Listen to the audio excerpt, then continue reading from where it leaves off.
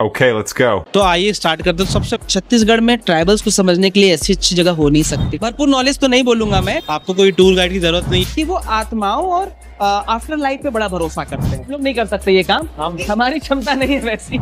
इस लिपाई करने की वजह से कीड़े नहीं घुसते। आदिवासी कम कपड़ों या बिना कपड़ों के रहते हैं, तो ये सारी चीजें यहाँ पर आपको देखने को मिलेगी। वो अपने जीवन में एंटरटेनमेंट को बहुत बड़ा रोल देते। छत्तीसगढ़ में म्यूजिक पे बहुत ज्यादा काम नहीं हुआ है क्या? आप कैसे मानोगे कि वो देवता आए हैं? शराब का बड़ा महत्व है। अगर गलती से भी आप उस लाल बंगले के अंदर घुस गए तो उसको तुरंत तोड़ देते हैं। ये तो मानना पड़ेगा कि इन्होंने बहुत थॉटफुली इसको क्यूरेट किया है और हर किसी को एक बार ये देखने जरूर आना चाहिए।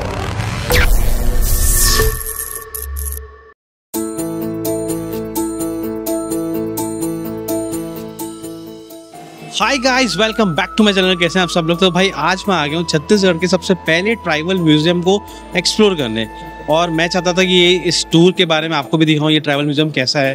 तो आज हमारे साथ जुड़ने वाले हैं आलोक भैया इस वीडियो में, जो आपको पूरा गाइड करेंगे। बिकॉज मैं चाहता था कोई ऐसे पर्सन को हम लेके आए इस वीडियो में जिसको डीपली नॉलेज हो अबाउट छत्तीसगढ़, क्योंकि हम थोड़े दिन पहले यहाँ पे आए थे, मुझे थोड़ा नॉलेज कम है। तो मैं सोचा कि ऐसे पर्सन को लाते हैं जो आपको भी अच्छी तरीके से बताएं छत्तीसगढ़ ट्राइबल म्यूजियम के बारे में और हमें भी पता चले।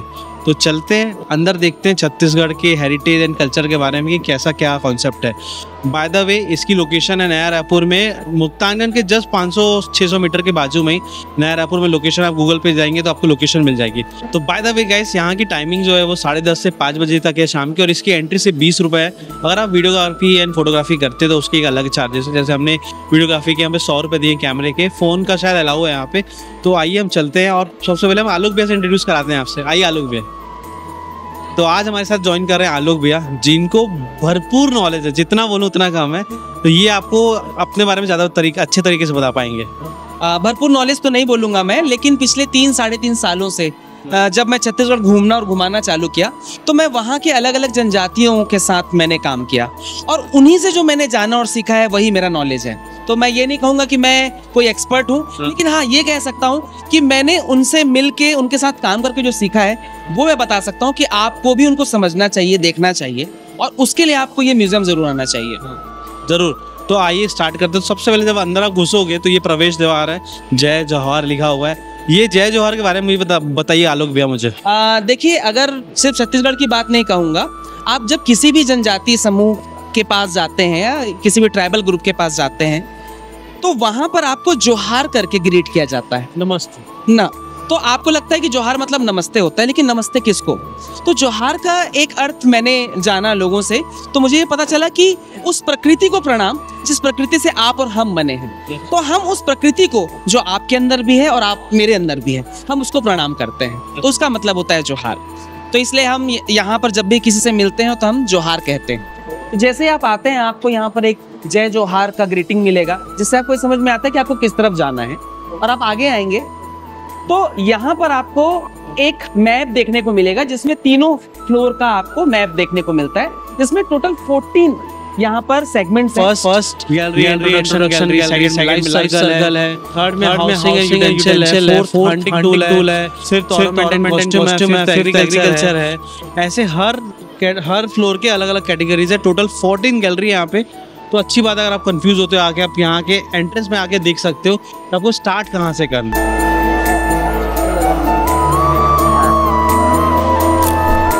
तो सबसे पहले जो आप देख रहे हैं, नाम से ही समझ में आ रहा है, ट्राइबल इंट्रोडक्शन। यहाँ पर जब आप अंदर आएंगे तो आपको छत्तीसगढ़ में जितने तरह की जनजातियां हैं उन जनजातियों के बारे में एक ब्रीफ डिस्क्रिप्शन मिलेगा। सबसे अच्छी चीज आपको मैं यहाँ पर दिखाता हूँ कि जैसे एक आपने कहानी सुनी होगी कि कछुए के ऊपर पृथ्वी एक बार रखा गया था और उसी में पृथ्वी अपनी धुरी पे घूमती है। तो शायद कुछ उस तरीके का ही दिखाने की कोशिश की गई है। ये कछुआ है और इसमें छत्तीसगढ़ का मानचित्र बना हुआ है, और जिसमें सारे डिस्ट्रिक्ट्स को, जिलों को यहाँ पर दर्शाया गया है। फिर जब आप यहाँ पर आते हैं तो बहुत एक अच्छी चीज है कि यहाँ पर हर जनजाति की फोटोग्राफ्स और उसके नीचे उनका नाम लिखा हुआ है। ठीक है, तो यहाँ आपको एक बहुत ब्रीफ में एक डिस्क्रिप्शन मिलेगा हर जनजाति का, और उसके लिए उन्होंने बहुत बढ़िया चीज की हुई है कि एक स्क्रीन लगाया हुआ है जिसमें प्रेजेंटेशन चलता है, और आप इसमें जनजाति परिचय जो आप जानना चाहते हैं वो देख सकते हैं। फिर उसके बाद अगर आप जब नेक्स्ट करेंगे तो सारी जनजातियों का डिस्क्रिप्शन है, कौन से जिलों में वो रहते हैं उसके बारे में जानकारी दी है। तो एक तरीके का बहुत बढ़िया इंट्रोडक्शन आपको यहाँ देखने को मिल जाएगा, जानने को मिल जाएगा, जिससे आपको ये समझ में आ जाएगा कि अब आगे अब जाके क्या देखने वाले। सारी जनजातियों का नाम भी है जी, पूरी जनजातियों का नाम, किस तरह का पहनावा है वो देखने को आपको मिलता है।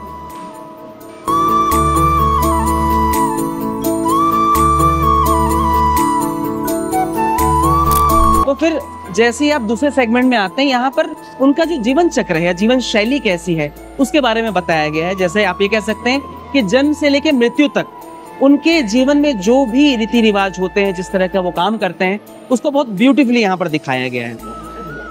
आदिवासियों की जीवन शैली में एक बहुत खास चीज जो मुझे देखने को मिलती है सारे जनजातीय समुदायों में, कि वो जन्म से मृत्यु तक के हर रिचुअल्स को बहुत खास अहमियत देते हैं, और उनमें आफ्टर लाइफ का कॉन्सेप्ट होता ही है। तो वो ये मानते हैं कि उनके पूर्वज ही शायद नया जन्म लेते हैं, और जब मृत्यु होती है तो भी वो इस चीज को मानते हैं कि मृत्यु के बाद भी उनको एक स्थान की जरूरत है, या उनको अपने नए आने वाले यात्रा में जाने की जरूरत है। तो उस तरह के उनके रीति रिवाज होते हैं। तो वो आपको यहाँ पर देखने को मिलेगा कि जब जन्म होता है तो किस तरह के रीति रिवाज होते हैं, जब विवाह संस्कार होता है तो किस तरह के रीति रिवाज होते हैं, और जब मृत्यु संस्कार होता है तो किस तरह के रीति रिवाज होते हैं।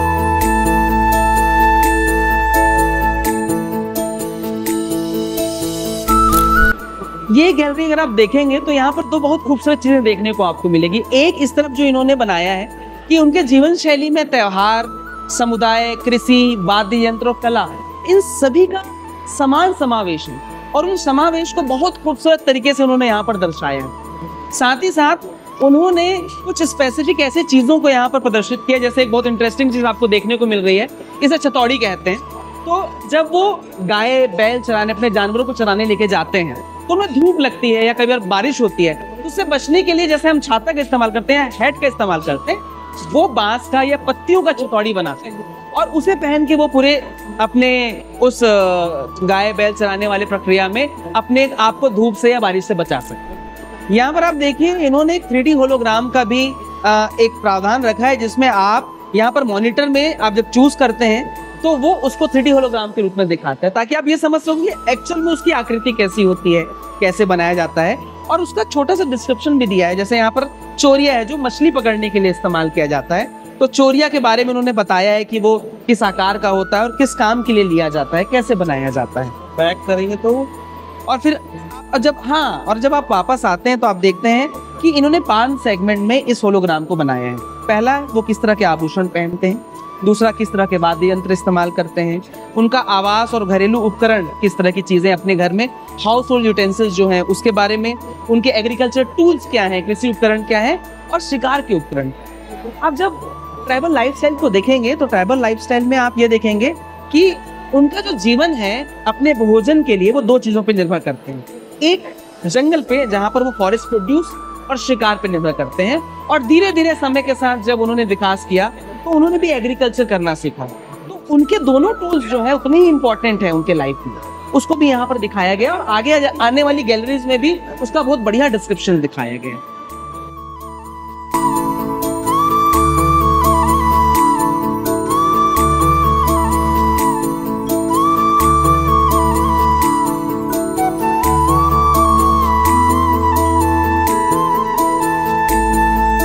आप हल जानते हैं, तो बेसिकली ये हल को ये जूड़ा कहते हैं, है ना। तो जूड़ा इसलिए क्योंकि 2 बैलों को जोड़ा जाता है उसमें, तो इसलिए इसको जूड़ा कहा गया। तो अलग अलग तरीके के जूड़े बनाए जाते हैं, वो सारे यहाँ पर दिखाए गए हैं। और जब वो खेतों में जाते हैं तो अपने साथ पेय पदार्थ लेके जाते हैं, जैसे माड़िया हो गया, पेज हो गया, माड़िया पेज हो गया, सल्फी हो गई। उसके लिए वो बेसिकली तुआ का जो लौकी होता है, उसका लौकी को सुखा के एक वो स्टोरेज के लिए यूटेंसिल बनाते हैं, और वो जो है वो लेके जाते हैं उसमें अपना जो भी लिक्विड पदार्थ है, एग्रीकल्चर। अच्छी बात है, स्क्रीन में सब कुछ दिखाया है कैसे सब चीज बनती है। ये जो बना रहे हैं आप देखिए कि वो हम अभी बर्तनों का इस्तेमाल करने लगे ना, वो आज भी जो है पत्तों पे, फलों पे, लकड़ियों पे पूरी तरह निर्भर है। तो अगर उनको कोई पेय पदार्थ पीना है तो तुरंत से चिपड़ी बना देंगे, या दोनी बना देंगे, या दोना बना देंगे, उसमें पी लेते हैं। तो उनको जंगल में बर्तन लेके जाने की जरूरत नहीं है। तो बहुत अच्छा दिखाया गया है यहाँ पर। और ये जो देख रहे हैं हम, जैसे कामर बोलते हैं, तो उसी तरीके की चीज ऐसे सुर कहा जाता है। तो जब वो खेतों से धान कटाई करके लेके आते हैं तो इसे अपने कांधे पर रखते हैं और दोनों तरफ उसको लटका देते हैं धान को, तो बहुत आसानी से बहुत ज्यादा वजन वो उठा के ला सकते हैं। बट हाँ, हम लोग नहीं कर सकते ये काम, हमारी क्षमता नहीं है वैसी। ये वाला जो आता है इसमें ये भी बहुत सारी चीजें बताइए, पिसाई कैसे होती है? हाँ, मतलब ये देखिए कि उनका जो एग्रीकल्चर टूल है या हाउस होल्ड जो यूजेस हैं, उसके लिए भी वो अपनी प्रकृति पर निर्भर है। पत्थरों से ये दाल पीसने के लिए, अनाज पीसने के लिए जाता या जतरी बोलते हैं, जिसमें वो अनाज को डालते हैं और पीसते हैं। साथ ही साथ ये तो पीसने की बात कर रहा हूँ मैं, धान या कोई भी अनाज से जब छिलका निकालते हैं, डीहस्किंग करते हैं, तो उसके लिए भी उनके पास एक तरीका होता है जो हम आगे जाके देखेंगे वो कैसे करते हैं। वो किस तरीके से, ये देखिए जो मैं आपको बता रहा था कि धूप से बचने के लिए एक चीज थी, अब अगर बारिश हो रही है तो ये उनका छाता है जिसको वो गुंगू कहते हैं।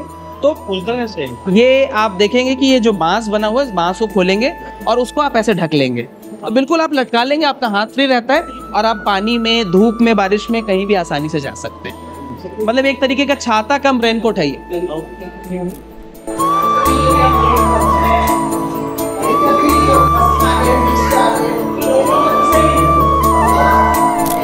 तो ये हम ये इस सेगमेंट में जाके देखेंगे कि उनकी हाउस होल्ड यूज की चीजें, जो यूटेंसिल्स हैं या जो टूल्स हैं वो क्या हैं। जैसे मैं आपको बता रहा था कि जो धान है या कोई दाल है, तो उसको जब डीहस्किंग किया जाता है या दाल को दला जाता है तो उसके लिए वो ढेकी का इस्तेमाल करते हैं।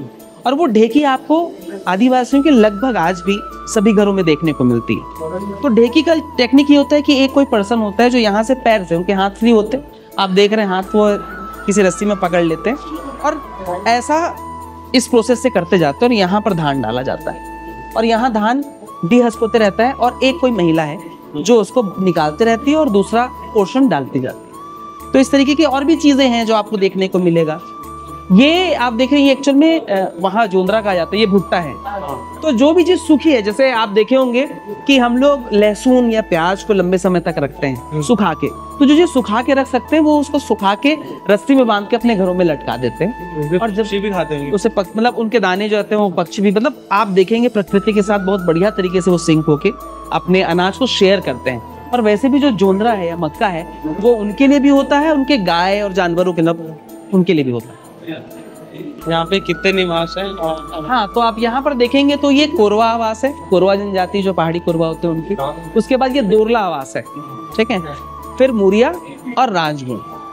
मेजर जो इन सारे जनजातियों में चेंजेस हैं घर को बनाने को लेके, आर्किटेक्ट को लेके, उनके घर के जो यूटेंसिल्स हैं उनको लेके वो यहाँ पर दिखाया गया है।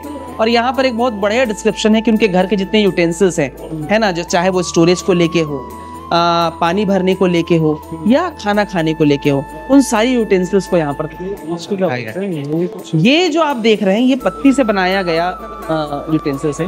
एक चीज मैंने बड़ी इंटरेस्टिंग गौर की वहाँ पर कि कई अनाज हैं जो खराब हो जाते हैं, कीड़े लग जाते हैं, जैसे महुआ ही है, महुआ में कीड़ा लगता है, तो कुछ स्पेसिफिक तरीके के पेड़ों की पत्तियों को वो कूट के डालते हैं, उनकी टोकनी बना देते हैं और उसके अंदर भर के रखते हैं। तो ये इसलिए किया जाता है, ये कहीं ना कहीं उनका एक साइंटिफिक नॉलेज है, इंडिजिनस नॉलेज है जो ट्रांसफर हुआ है कि जो अनाज वो स्टोर कर रहे हैं या जो महुआ वो स्टोर कर रहे हैं उसमें कीड़े ना लगे, तो उसके लिए वो बनाया जाता है।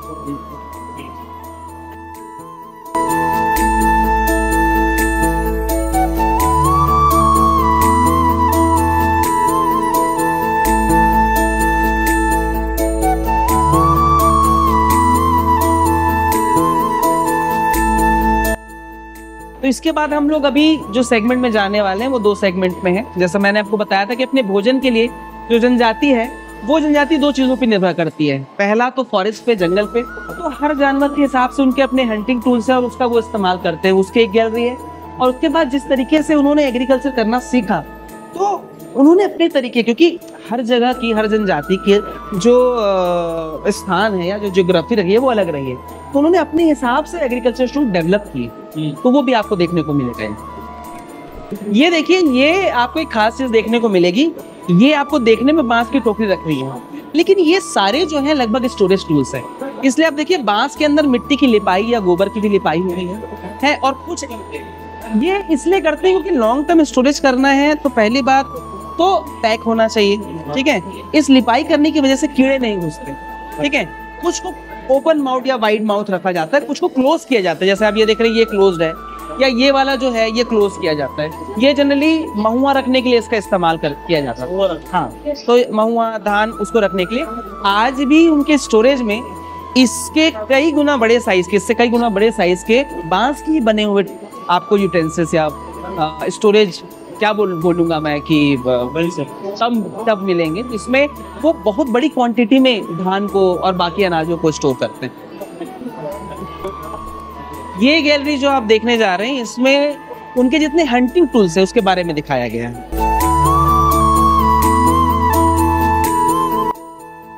आखेट मतलब शिकार करना। तो यहाँ पर देखेंगे आपको अलग अलग तरह के जाल दिखेंगे, तो किस तरह का पानी है या किस साइज की मछलियां पकड़नी है उसके हिसाब से ये लोग जाल बनाते हैं, ठीक है। और उसके अलावा आप ये जो फांदे देख रहे हैं इसको फांदा कहते हैं उन लोग, है ना। ये छोटे जानवर जैसे खरगोश हो गया, उनको पकड़ने के लिए जो फांदा लगाया जाता है एक उस तरीके का आप देख रहे होंगे। तो ये छोटे जानवरों को स्पेसिफिकली जंगली खरगोश को पकड़ने के लिए ये फांदा लगाया जाता है। बड़ा जाल है जी, वो उतना बड़ा जाल है, उससे कई गुना बड़े साइज से। अब मछली पकड़ लिया आपने, ठीक है, लेकिन आप उसको रखना भी तो है। तो उसको रखने के लिए वो देखिए वो उन्होंने बनाया बांस से, तो वो अपने यहाँ पर बांधते हैं, उसको लेके चल देते हैं। तो आप देख रहे होंगे ये भी जैसे हमने जाल देखा, तो जाल उथले या नदी में या तालाब में मछली पकड़ने के लिए, लेकिन आप देखेंगे खेतों से पानी रिसता है या तालाब से पानी निकल के दूसरे सोते में जाता है, कई बार नदी सक्रिय होती है। तो इन्होंने क्या किया है, अलग अलग जगह के हिसाब से बांस के ऐसे बहुत अलग अलग इंस्ट्रूमेंट्स बनाए हैं जिससे वो मछली पकड़ सके।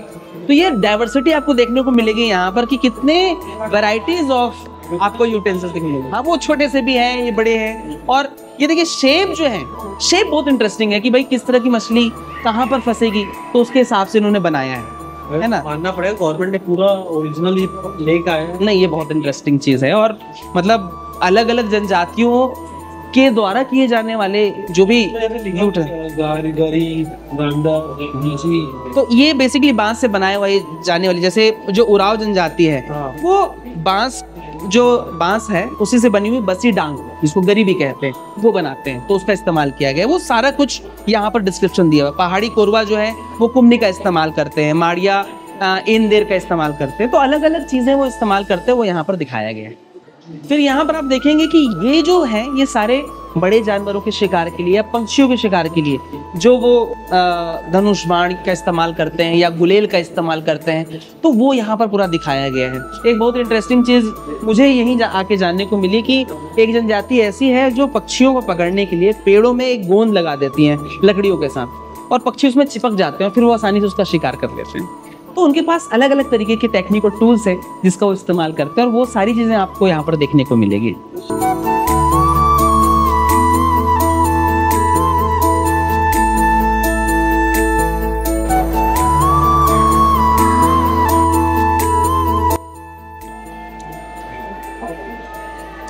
अब एक बहुत इंटरेस्टिंग चीज जो आपको देखने को मिलेगी वो है इनका वस्त्र और आभूषण किस तरीके का वो इस्तेमाल करते हैं। हम हमेशा ये जानते हैं कि आदिवासी कम कपड़ों या बिना कपड़ों के रहते हैं, लेकिन मैंने ये चीज देखा कि उनमें आज के समय में आभूषणों का और वस्त्रों का उतना ही क्रेज है जैसा हमको और आपको है।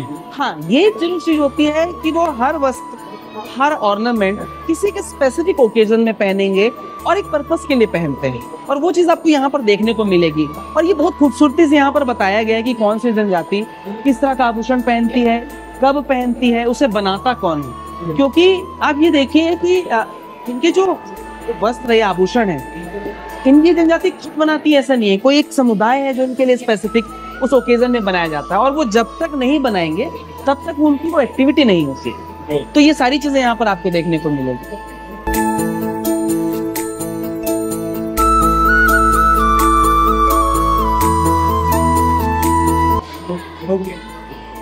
ये एक बहुत खास चीज है जो आप देख रहे हैं। ये आपको देख के क्या लग रहा है? ये मुझे तो ऐसे शोपीस लग रहा है। ये सारी अलग अलग जनजातियों के द्वारा इस्तेमाल की गई जाने वाली कंघियां हैं, ठीक है। और इसमें जो सबसे खास चीज है वो ऊपर आप जो देख रहे हैं, जिसमें अलग अलग खूबसूरत खूबसूरत पंछी बने हुए हैं, ये मोरिया जनजातियों द्वारा बनाया जाने वाला कंघी है। इसकी खास बात ये होती है कि जो पुरुष होते हैं वो अपने हाथों से अलग अलग आकृति की कंघियां बनाते हैं और वो अपने पार्टनर को या जिसे वो पसंद करते हैं उसे गिफ्ट करते हैं। अगर वो कंघी अच्छी बनी होगी तो ही वो अपना पार्टनर चूज करेगी, अदरवाइज नहीं करेगी। और जो पुरुष जितनी अच्छी कंघी बनाएंगे उसको उतने ज्यादा पार्टनर मिलते हैं। तो ये बहुत खास चीज है जो आपको देखने को मिलेगी यहाँ पर।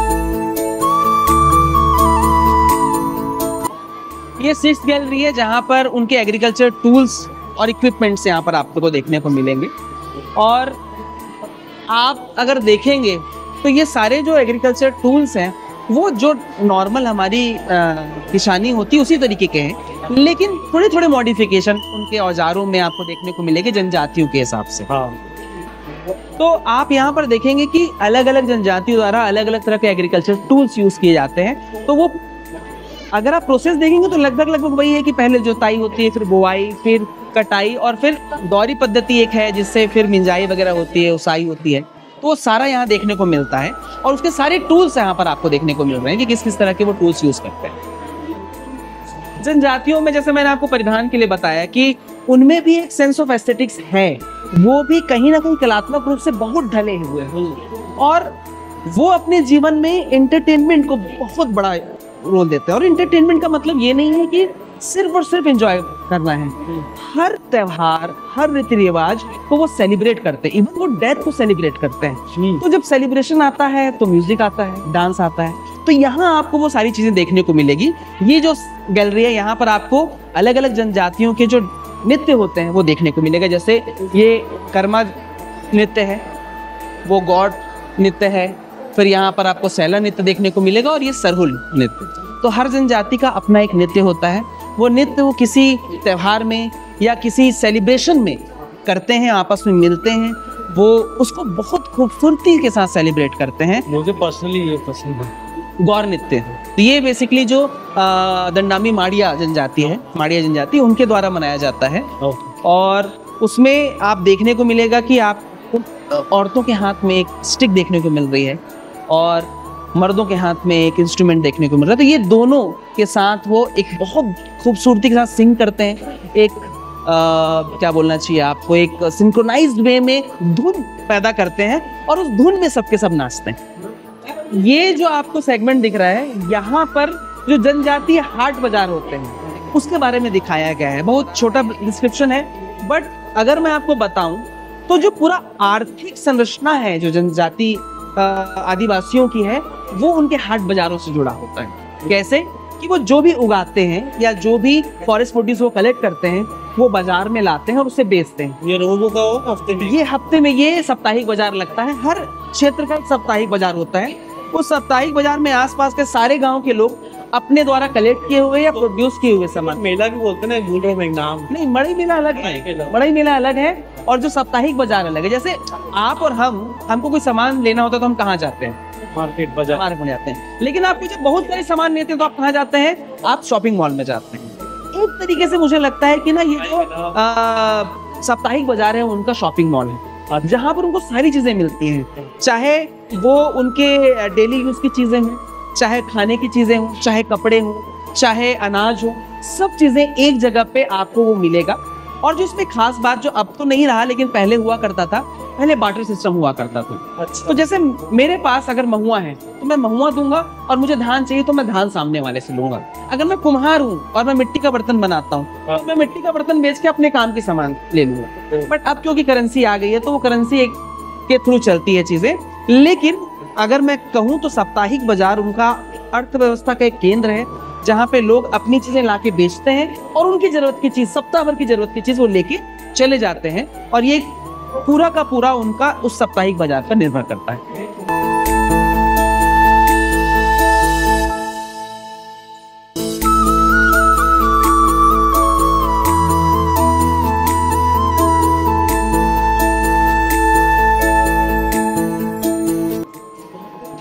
अब हम चलते हैं वाद्य यंत्र वाले गैलरी में।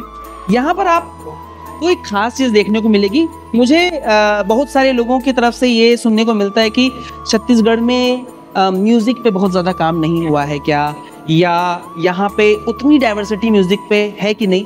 जब आप ये गैलरी देखते हैं तो आपको समझ में आता है कि हमारे पास इतने तरह के वाद्य यंत्र हैं और इतने तरह के वाद्य यंत्र होना ही अपने आप में ये साबित करता है कि हमारे खुद का जो संगीत है वो अपने आप में अद्भुत है। सही। और किस तरीके से इन लोगों ने सारे वाद्य यंत्र अपने आसपास की चीजों से ही बनाए हैं, है ना, वो भी आपको यहाँ पर देखने को मिलेगा।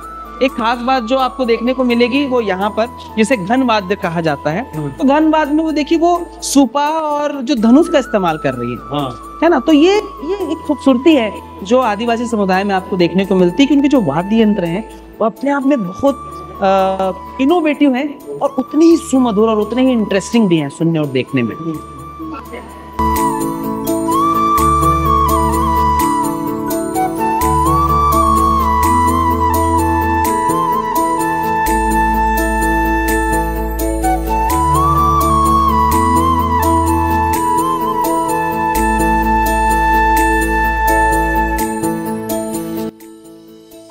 मुझे लगता है कि ना छत्तीसगढ़ सरकार की तरफ से ये हम लोगों को एक तोहफा दिया गया है। मतलब इतना अच्छा क्यूरेशन और इतने अच्छे डिस्क्रिप्शन के साथ उन्होंने ये ट्राइबल म्यूजियम जो बनाया है, हमें उसको समझना चाहिए। और खास बात मैं लोगों से कहूँगा जब भी आए तो सिर्फ यहाँ पर फोटो खींचने या खिंचाने की ना आए, यहाँ जो डिस्क्रिप्शन दिया है उसको देखें, समझें और पूरी जिम्मेदारी के साथ इस जगह को उसी तरीके से रहने दें जिस तरीके से वो है। सही बात। ये भी जो पोर्शन आप देख रहे हैं ये जनजाति हाट बाजार का एक परिदृश्य है। तो मैं जो आपको बोल रहा था कि जब वो आते हैं तो हर चीज उनको वहां मिल जाती है। तो आप देखिए कि वहां पर वो मछली बेच रही है। ये बस्तर अब जब जाते हैं या किसी भी ट्राइबल बेल्ट में जाते हैं तो आपको इंडिजिनस लिकर की जो वैरायटी मिलेगी वो आपको कहीं और नहीं मिलेगी। तो वो मड़िया, सल्फी, लांदा, महुआ, इस अलग अलग तरह के पेय पदार्थ पीते हैं और वो सब उनको वो बाजार में मिलती है। वो आते हैं, अपना पूरा सामान बेचते हैं, जो लेके जाना होता है खरीदते हैं और फिर आराम से एक जगह बैठते हैं, वहाँ वो खाते हैं और अपने जो लिकर्स है उसको एंजॉय करते हैं।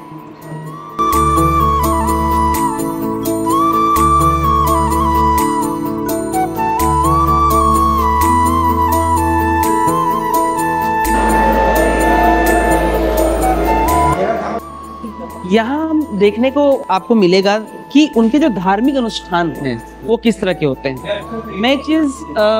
मैंने एक चीज देखी है कि अगर आपको आदिवासी जनजाति का पूरा एक सिंगल शॉट में शोकेसिंग देखनी है या एक बार में पूरे उनके जीवन शैली को समझना है तो आप मड़ई मेला चले जाइए, आप यात्रा चले जाइए, तो आपको वो पूरा का पूरा उनका जीवन शैली एक बार में समझ में आ जाता है। और यहाँ पर उनके अलग अलग तरह के जो त्योहार होते हैं, त्योहार या रीति रिवाज जो होते हैं, धार्मिक अनुष्ठान जो होते हैं, उसके बारे में दिखाया गया है। अलग अलग जनजाति जो है अलग अलग तरह के अनुष्ठान करती है, तो वो आप देखने को मिलेगा। ठीक है, जैसे यहाँ पर आप देख रहे हैं जो मैं जिस मड़ई मेला के बारे में बता रहा था, तो मड़ई जो होता है वो उनकी जो देवी देवता होते हैं उनकी पूजा होती है, वो वार्षिक पूजा होती है। ऐसा नहीं है कि वो हर दिन जैसे हम हर दिन मंदिर में जाते हैं पूजा अर्चना करते हैं, वैसा नहीं है, लेकिन वो एक वार्षिक पूजा होगी। उस वार्षिक पूजा में उस देवी के जितने भी रिश्तेदार हैं वो अलग अलग गाँव से उनसे मिलने आते हैं, वो सारे गांव वाले आते हैं और उस देवी की पूजा याचना होती है और उसको फिर सेलिब्रेट किया जाता है। तो अपने आप में एक अद्भुत झांकी होती है उनके जीवन शैली की। और मुझे लगता है कि हर भारतवासी को उस मड़ई मेला को एक बार जरूर जाके देखना चाहिए। वो बस्तर में होता है। बस्तर के अलावा कई अन्य क्षेत्रों में भी होता है, लेकिन हम क्योंकि बस्तर को ज्यादा देखें और समझें तो हम बोलते हैं कि बस्तर आप जरूर आइए। और बस्तर में भी अलग अलग क्षेत्रों में अलग अलग समय पे मड़ई होता है।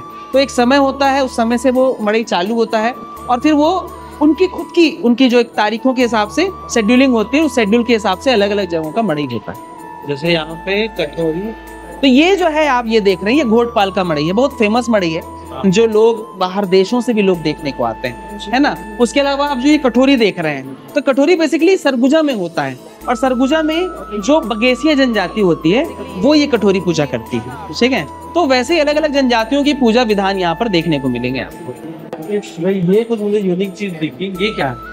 ये कांटा झूला बोलते हैं इसको। तो ये उनके जो देवता होते हैं उनके लिए बनाया जाता है। अब इनमें असल में ये होता है कि जो सिरहा या पुजारी होंगे उनमें उनके जो देवी देवता है वो आते हैं। अब आने के बाद आप कैसे मानोगे कि वो देवता आए हैं? तो कहीं ना कहीं शायद उनके बीच में एक अंडरस्टैंडिंग हुई होगी कि अगर आप में देवता है तो ना तो आपको दर्द होगा ना तो आपको खून निकलेगा। तो जब भी उनके अंदर देवता आते हैं तो वो इसमें बैठते हैं और झूलते हैं। और साथ ही साथ ये एक तरीका होता है, कई जो सिरहा होते हैं वो अपने गाल से आप देखे होंगे कि भाले निकाल लेते हैं या सुई निकाल लेते हैं, अपने आप को पनिश करते हैं। तो कहीं ना कहीं ये एक तरीके सिंबॉलिक रिप्रेजेंटेशन है कि हाँ अब मैं पजेस्ड हूँ, अब मेरे अंदर देवता है ना। एक बहुत आप जैसे मैं इसकी बात हो रही थी तो मुझे लगता है कि बस्तर दशहरा को नहीं बताना गलत होगा। तो दुनिया का सबसे जो लंबा चलने वाला त्योहार होता है वो होता है बस्तर दशहरा, जो 75 दिन का चलता है। 75 दिन? जी जी। तो आप जैसे मड़ई मेला देख रहे हैं, आप ये मान के चलिए कि उसका बहुत बड़ा फॉर्मेट होता है बस्तर दशहरा।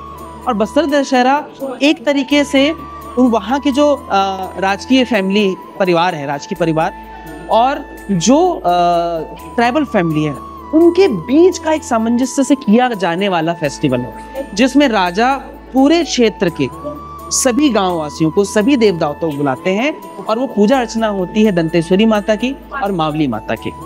और उसमें सभी क्षेत्र के देवी देवता अपने गांव वालों के साथ आते हैं। वो सब कुछ वो 75 दिन तक सेलिब्रेशन होता है, जिसमें अलग अलग इवेंट होते हैं। जैसे हरेली अमावस्या जिस दिन होता है उस दिन से उस त्योहार की शुरुआत होती है और उसके बाद हर एक इवेंट अलग अलग तरीके से मनाया जाता है। मुझे लगता है कि जब आप बस्तर दशहरा देखेंगे और उसके कुछ इवेंट भी आप जब विजिट करेंगे तो आप समझ पाएंगे कि किस तरीके से वहाँ के जो राजकीय परिवार ने आदिवासियों के साथ और वहाँ के आदिवासी परिवार ने उस राजकीय परिवार के साथ एक ऐसा सामंजस्य बना कि वो बस्तर आज भी उसी तरीके से फलता फूलता आया है।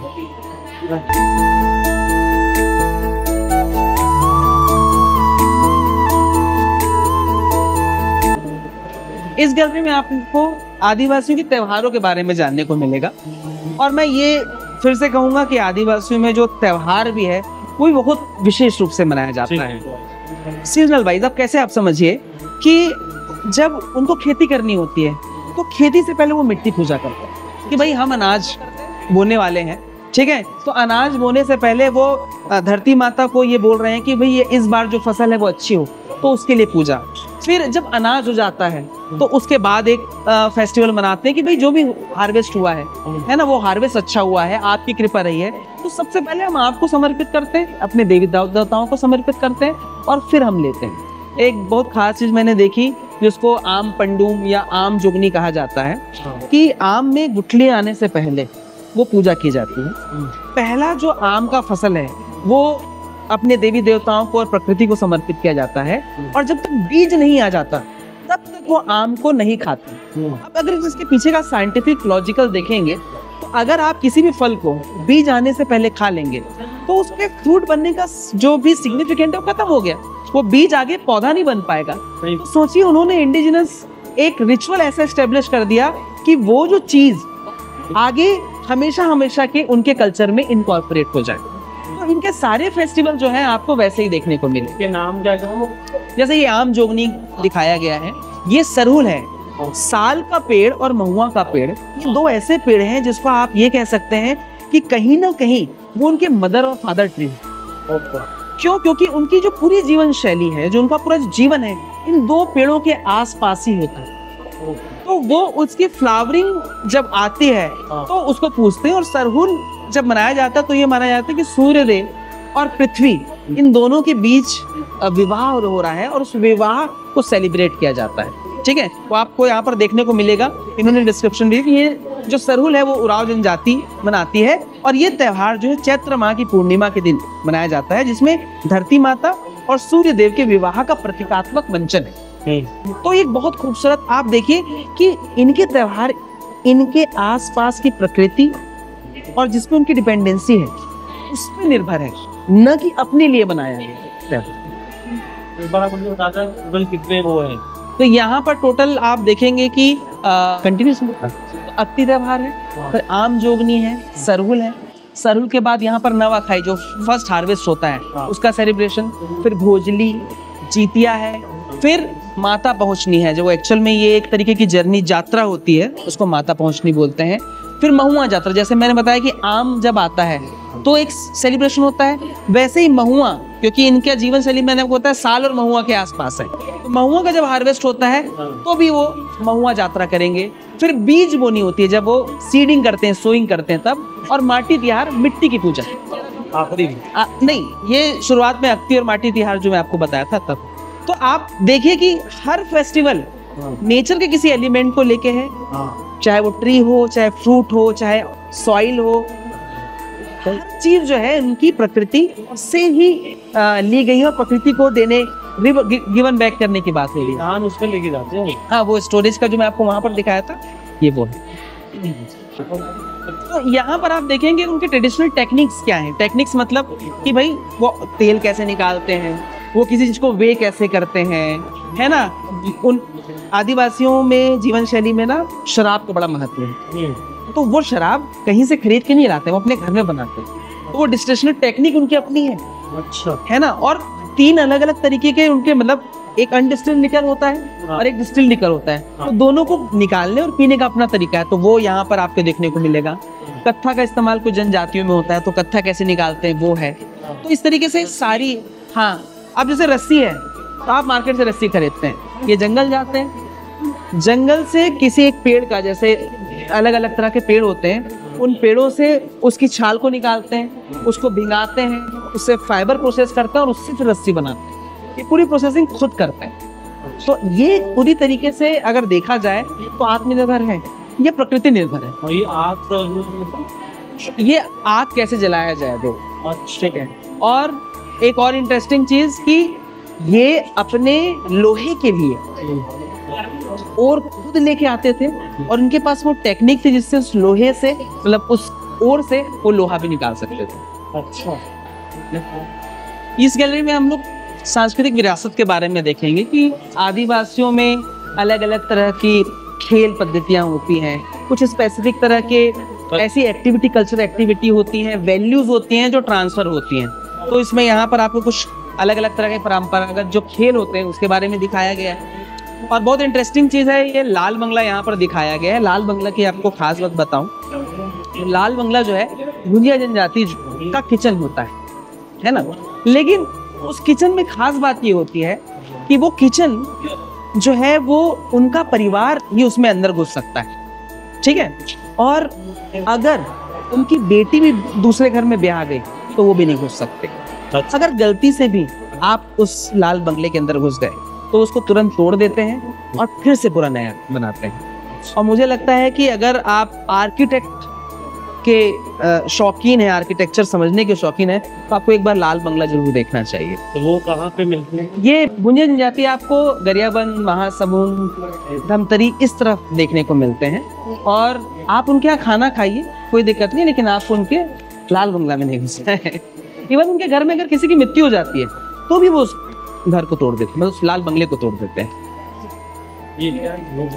हाँ, घोटुल है ये। घोटुल देखा जाए तो मुरिया जनजाति का अपना एक मैं बोलता हूँ लाइव स्कूल है।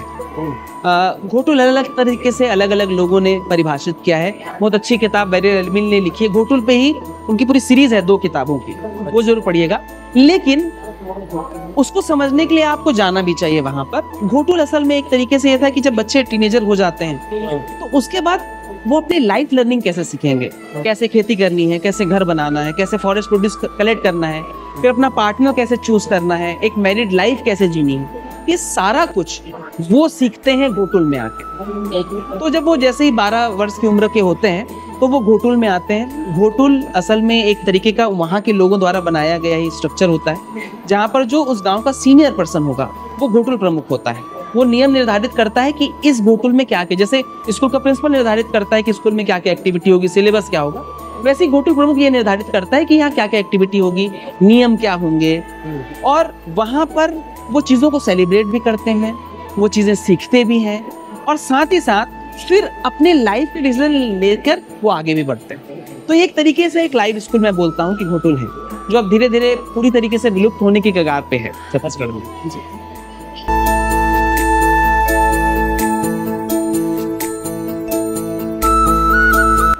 तो ये जो आप देख रहे हैं इस गैलरी में फोटो और वीडियो यहाँ पर आपको देखने को मिलेगी। बहुत खूबसूरत अलग अलग जनजातियों के फोटोग्राफ्स हैं।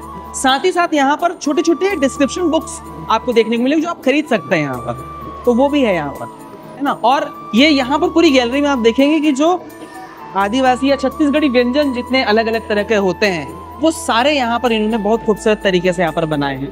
ठीक है, हाँ तो पूछिएगा। हाँ, ये छत्तीसगढ़ व्यंजन में क्या क्या स्पेशल चीजें रहती है? बहुत सारी चीजें हैं। जैसे मुझे लगता है कि ना हमारा जो छत्तीसगढ़ी व्यंजन है वो हमेशा से अंडररेटेड रहा है। हमको लगता है कि पूरा राइस बेस्ड है, लेकिन आप देखो कि ये जो मड़िया पेज है, मड़िया पेज जो है एक तरीके का बहुत हेल्दी मेरे हिसाब से ब्रेकफास्ट के टाइम पे लिया जाने वाला ड्रिंक है। मड़िया जो है एक तरह का मिलेट होता है, उसमें चावल डाल के उसे पकाया जाता है और हल्का फर्मेंट किया जाता है।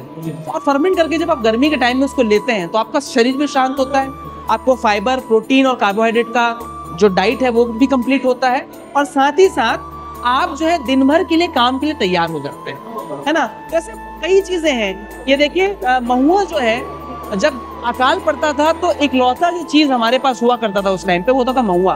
तो लोग आज भी एज ए स्नैक्स महुआ को भून के खाते हैं। महुआ से आप लड्डू बना सकते हैं, और महुआ का जो पेय पदार्थ है वो तो लोग पसंद करते ही करते हैं। अगर आपको और अच्छे से जानना है तो आप देखिए यहाँ पर स्क्रीन में सारे व्यंजनों का डिटेल दिया गया है कि वो किनके द्वारा, किनका पारंपरिक व्यंजन है, कहाँ बनाया जाता है, कैसे बनाया जाता है, कब खाया जाता है। और ऐसे स्क्रीन आपको हर फ्लोर में देखने को मिलेंगे जहाँ पर उस सेगमेंट या उस गैलरी का पूरा डिटेल देखने को मिलता है। तो ये आखिरी गैलरी है जहाँ पर जो पर्टिकुलर वल्नरेबल ट्राइब ग्रुप है उनके बारे में दिया गया। तो छत्तीसगढ़ में मुख्यतः 5 पीबीटीजी हैं, जिसमें अबुझमाड़िया, चमार, बैगा, बिरहोर और पहाड़ी कोरवा है, जो पीबीटीजी के अंदर कैटेगरी में आते हैं। तो उनके बारे में थोड़ा एक डिस्क्रिप्शन है, किस तरीके के वो जीवन शैली जीते हैं, किस तरह के यूटेंसिल्स यूज करते हैं, वो यहाँ पर दिखाया गया है।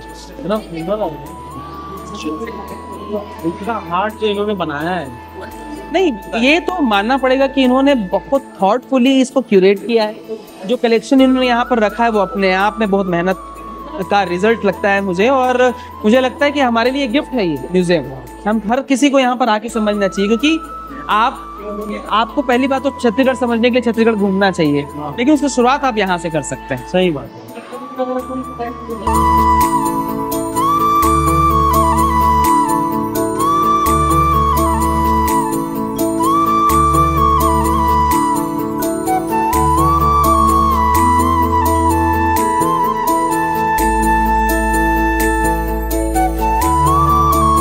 मुझे ये बताओ, ओवरऑल आपको कैसा लगा यहाँ पे? मुझे लगता है कि छत्तीसगढ़ में ट्राइबल्स को समझने के लिए ऐसी अच्छी जगह हो नहीं सकती, और हर किसी को एक बार ये देखने जरूर आना चाहिए। आप ये समझिए कि मुझे अभी भी लगता है कि लोग अभी तक छत्तीसगढ़ की संस्कृति को नहीं समझ पाए हैं, है ना, और उसके लिए उनको घूमना पड़ेगा।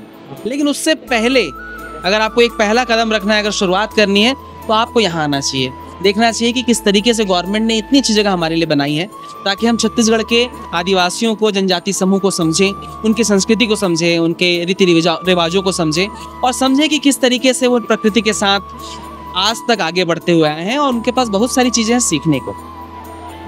Very nice, very nice. तो ये थी गाइस हमारी आज की छत्तीसगढ़ फर्स्ट ट्राइबल म्यूजियम की पूरी वीडियो। अगर अच्छी लगी तो please like, share, subscribe to our channel, and comment में ज़रूर बताना कि अगर आप यहाँ पे आए हो तो आपको कैसा लगा। तो don't miss, hurry up, come and enjoy the Chhattisgarh Tribal Museum. See you on next video.